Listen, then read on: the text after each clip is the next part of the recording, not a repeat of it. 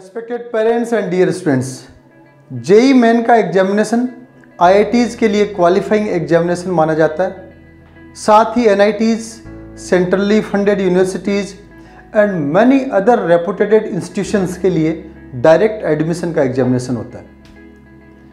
कई बार देखा जाता है कि स्टूडेंट को आईआईटी मिलने के बावजूद वो टॉप एनआईटीज़ में अच्छी ब्रांचेज को प्रायोरिटी देकर आईआईटीज़ को छोड़ देता है। इसलिए आपने 1 या 2 साल बहुत अच्छी तैयारी की है और निश्चित रूप से आप अच्छी आईआईटी में अच्छी ब्रांच में ही जाएंगे।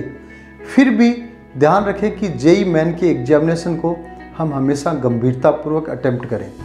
एग्जामिनेशन में अपना पहला टारगेट अपने द्वारा 1 साल या 2 साल की गई तैयारी को 100% रिजल्ट में कन्वर्ट करने का होना चाहिए। इसके लिए एग्ज़ाम के पहले दिन आप एक अच्छी नींद लें।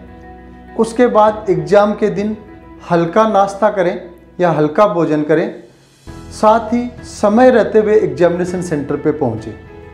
एग्जामिनेशन के दौरान आप अपना ओरिएंटेशन ठीक वैसे ही रखें जैसे आप इंस्टीट्यूशन के रूटीन पेपर्स दे रहे हैं। मतलब आपको अपने आप में एकदम सहज रहकर चलना है।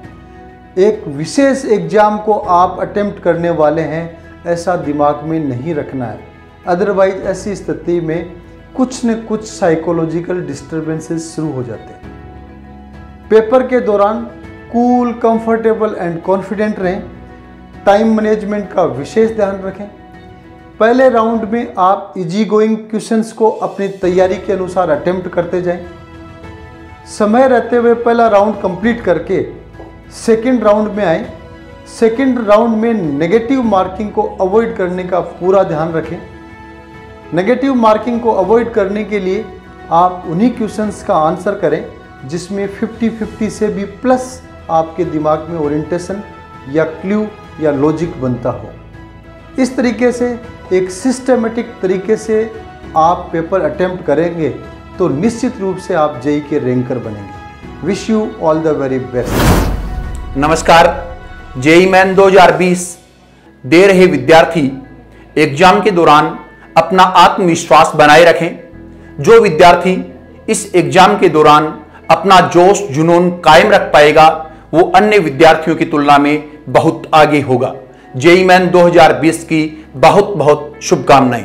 धन्यवाद। डियर स्टूडेंट्स, आप लोगों को पेपर अटेम्प्ट करते समय आपका जो सबसे स्ट्रॉन्ग सब्जेक्ट है उसको आपको पहले अटेम्प्ट करना चाहिए, क्योंकि केमिस्ट्री स्कोरिंग सब्जेक्ट है तो आप उसे पहले अटेम्प्ट कर सकते हैं। और केमिस्ट्री में जो आपका टाइम आप बचाते हैं उसे आप दूसरे पेपर में यूटिलाइज कर सकते हैं। केमिस्ट्री में जो क्वेश्चंस आते हैं उनमें से थ्योरेटिकल क्वेश्चंस को आप सावधानी पूर्वक पढ़ें और उन्हें अच्छे से अटेम्प्ट करें। Okay, all the best. Hello dear students, life में सक्सेस बहुत ही आसान है, लेकिन वो तब तक ही है जब तक आप खुद अपने आप पर विश्वास रखते हैं। आपने पूरे साल बहुत अच्छी मेहनत की है तो अपनी मेहनत के ऊपर विश्वास रखिए, अपने आप पर विश्वास रखिए और अपने इंस्टीट्यूट के ऊपर विश्वास रखिए। डेफिनेटली जीत आपकी होगी। Wish you all the best. Thank you very much. Chemistry का पेपर सॉल्व करते समय आप केमिस्ट्री के पूरे पेपर को एक बार देखें और उसके अंदर इनऑर्गेनिक 8 से 9 क्वेश्चन आते हैं जिनमें टाइम बहुत कम लगता है। पहले आप उनको अटेम्प्ट करें जिससे आपको कॉन्फिडेंस मिलेगा। उसके बाद आप ऑर्गेनिक और लास्ट में आप फिजिकल को अटेम्प्ट करें। ओके बेटा, ऑल द बेस्ट। एग्ज़ाम के लिए मैं एक ही एडवाइस आपको देना चाहूँगा। अगर कोई क्वेश्चन अगर आपसे नहीं हो पा रहा तो उसमें बहुत ज़्यादा टाइम वेस्ट आप ना करें। नेक्स्ट क्वेश्चन को आप देखें। टाइम कंज्यूमिंग जो भी आपको लगे क्वेश्चन ये टाइम कंज्यूमिंग है उसको आप स्किप करके नेक्स्ट क्वेश्चन पे आप चले जाएं। टाइम मैनेजमेंट बहुत अच्छा रखना है। Good luck, thank you. JEE main physics में बच्चों कुछ हमारे पास टॉपिक्स होते हैं जैसे मॉडर्न फिजिक्स है, हीट एंड थर्मोडायनेमिक्स है, सेमीकंडक्टर फिजिक्स हैं। तो बेटा ये थ्योरेटिकल कॉन्सेप्ट्स हैं, लेकिन यहाँ से फॉर्मूला बेस्ड क्वेश्चन पूछा जाता है और इजी क्वेश्चन पूछा जाता है, तो आप इन्हें ज़रूर अटेम्प्ट करें। और बेटा बिना वजह किसी क्वेश्चन में फंसकर अपने को टाइम वेस्ट करने की वहाँ पर कोई ज़रूरत नहीं है। आप पहले वही क्वेश्चन करें जो आपसे हो रहे हैं। ठीक है, best of luck for your JEE main paper. Hello students, physics के पेपर को मैथ से पहले करें क्योंकि उसमें कैलकुलेशन में टाइम ज़्यादा लगता है। उसके अलावा अपन सारे फॉर्मूले याद करके जाएंगे। अब जब अपन प्रॉब्लम पढ़ेंगे तो कुछ प्रॉब्लम्स ऐसी होंगी जिनकी लैंग्वेज टफ होगी, तो अपन एक बार पढ़ के उनको ना छोड़ दें, क्योंकि कई बार वो प्रॉब्लम्स बहुत ही आसान होती हैं, फॉर्मूला बेस्ड होती हैं। तो कम से कम 2 या 3 बार एक बार उनको पढ़ के समझने की कोशिश करेंगे तो वो अपन आसानी से कर पाएंगे। उसके अलावा फिजिक्स में सिली मिस्टेक से बचें कि फॉर्मूले में लगाते टाइम पे कि भाई बाई 2 बाई 5 ऐसी मिस्टेक अपन ना करें। अगर इन करेक्शन से इनसे दूर रहेंगे तो अपन बेटर कर पाएंगे, अपनी परसेंटाइल में अच्छा खासा स्कोर का इजाफा कर पाएंगे बेटा। Best of luck. मैथ में बेटा कुछ टॉपिक जैसे sequence and series, trigonometry, height and distance, statics, reasoning, इनसे बड़े आसान क्वेश्चंस आते हैं। कई बार जनरली क्या होता है कि हम 1-2 क्वेश्चंस में उलझ कर अपना काफ़ी टाइम वेस्ट कर देते हैं, तो ऐसा बिल्कुल भी ना करें।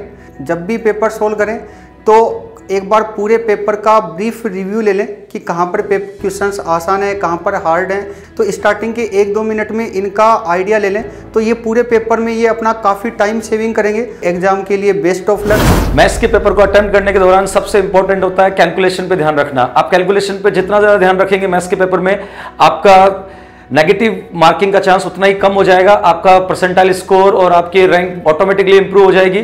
तो आपको इस चीज़ का बहुत ज़्यादा ध्यान रखना है। मैथ्स के पेपर में बहुत से क्वेश्चन ऐसे आते हैं जहां पर आप ऑप्शन को एलिमिनेट करके, कुछ जैसे 4 ऑप्शन है उनमें से आप 1-2 ऑप्शंस को तो आप देखते ही एलिमिनेट कर सकते हैं। तो आप क्वेश्चन में ऑप्शन एलिमिनेशन वाला पैटर्न भी फॉलो कर सकते हैं। Thank you, best of luck.